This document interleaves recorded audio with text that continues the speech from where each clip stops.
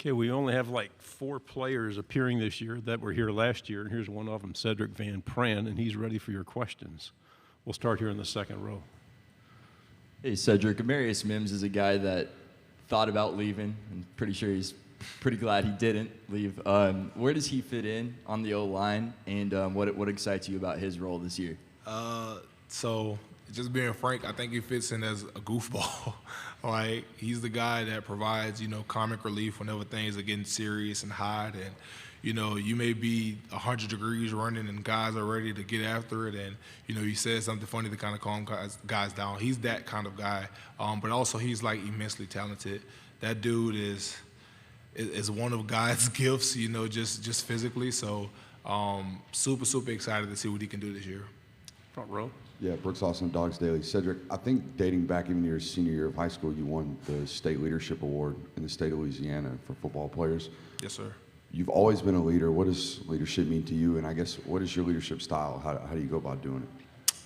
So, to be honest with you, I think leadership has always been important to me for the simple fact of, it's going to sound weird, but I've always just cared about the guys that I've put in time with. So I'm a firm believer in, if you're a friend, you're family. So that's just how I've always been. And I think that natural care just makes you want to help people out when they may not be going in the right direction. And I think that's where it originated from, is just wanting to help out people you love. And what was the second half of your question? How do you go about it? What is your leadership? Okay. Got you. So leadership style, I would say usually is very calm. So I would try to build as best of a relationship as I can with people, and I try to be very good about it. And the reason why is because, I'm not gonna lie, sometimes I have a tendency to snap when necessary.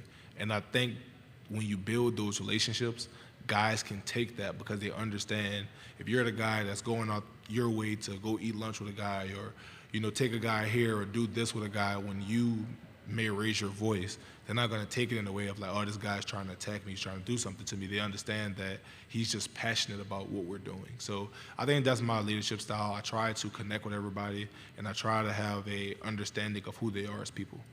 Front row. Chris Farblin, KCOU 81 FM. So Cedric, you started every single game for the past 2 years. You're a 2-time national champion. You've proven to be one of the best linemen in America.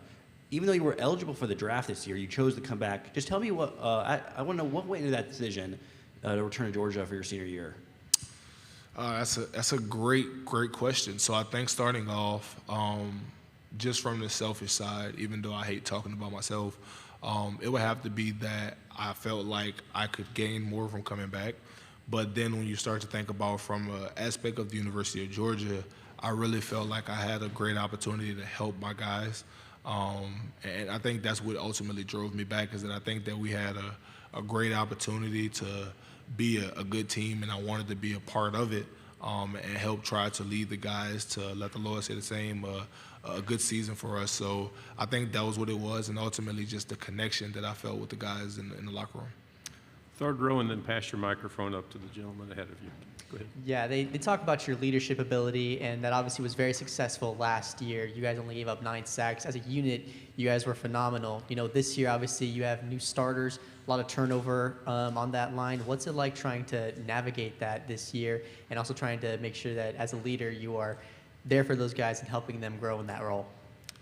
So, in my opinion, the beauty of an offensive line is that the more guys you have working, the more outcomes you could possibly have. So what we try to do is we try to spend as much time together as possible, whether that be working out, eating, or whatever it may be. We just try to spend a lot of time together so that whenever there's a situation where different guys could possibly play or be plugged in or whatever the case may be, we don't lose a beat. That's the hope, right? The hope is that you can have multiple guys play. So that's kind of what we try to, I guess, pride ourselves on as far as players, is being so connected that multiple guys can play and be synchronized together. Back row in the aisle. He said Ben Bobick, Local 3 News in Chattanooga. Lad McConkey's a guy that's come a long way within your program, man. How vital is it to have a guy like him back and in those rooms and at practice and all of the above? Man, I would say this. It's amazing. I know a lot of people talk about my decision to come back, but I think his decision to come back is something that really, really will help the team. I think it was essential for the team to, really be off on a good start as far as, workouts and things like that. Lad's a great guy. I was really, really excited that he decided to come back, but it's been amazing to see his growth. I remember Lad always talked about, he was so excited to just be able to travel. And then, years later, man, he's like really, really been a big piece for us making plays down the field. So I'm super, super proud of him and really happy for him because he's taken some amazing strides in his game and also as a person. Second row. Chris Williams, CBS Oklahoma. We heard yesterday that the two new schools maybe don't know what they're in for with the SEC. So based on your experience, what's waiting for Texas and Oklahoma when they join this conference? I want to be careful with what I say because, in my opinion, I think football is football, right? Anybody, any given day, like it doesn't matter conference, size, any of that. If it's your day, it's your day. So I don't necessarily want to get into what's necessarily waiting for them, but I will say I do think that they will be very competitive in this league, and I think that it'll be good for the league because when you add two premier programs like that have such rich histories, I think it only elevates the status of the conference. Front row. Your training is strong. Brooks Austin with Dogs Daily. I could be wrong here, but when I turned on the film in the difference between 2021 and 2022, Luke and Searles being your coach in both years, respectively, felt a difference in effort level. I could be wrong, but talk about what playing with effort means with Coach Searles and how he goes about coaching it and instilling it. So let me say this. I think Coach Luke did a tremendous job, and he definitely did coach about effort. That was like his biggest thing. Coach Luke would have us have nightmares about the word strain, how much he talked about it. But as far as Coach Searles, man, I think he really does a good job of just allowing guys to be themselves, right? Like, he's the type of guy that allows you to genuinely be yourself. He takes the time to build relationships and understands guys. And I think over time that allows guys to want to play hard for their coach.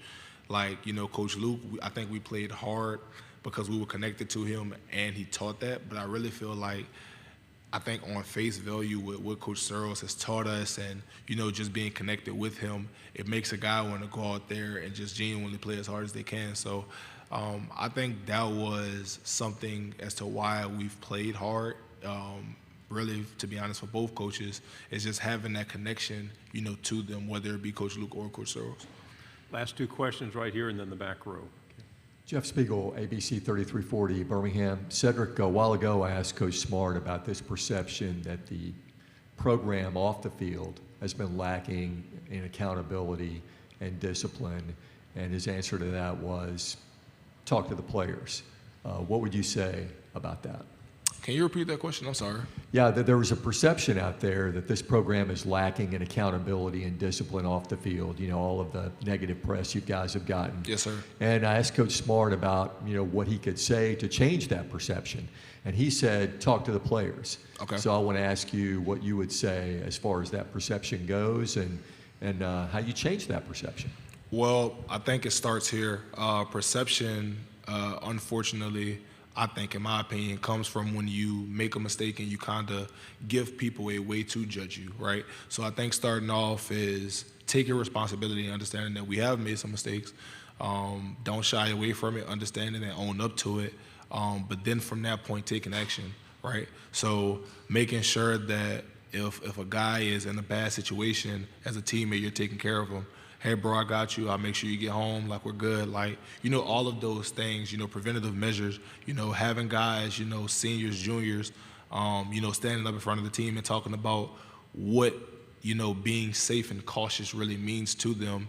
And then I think going on beyond that, of ingraining it even more, is just understanding that we have a responsibility to the guys that have come before us, whether it be successful businessmen or guys that have played football, to protect the University of Georgia. And I think that's really the biggest thing, is just understanding that we have a responsibility to the university, and some of the older guys really just speaking up about that.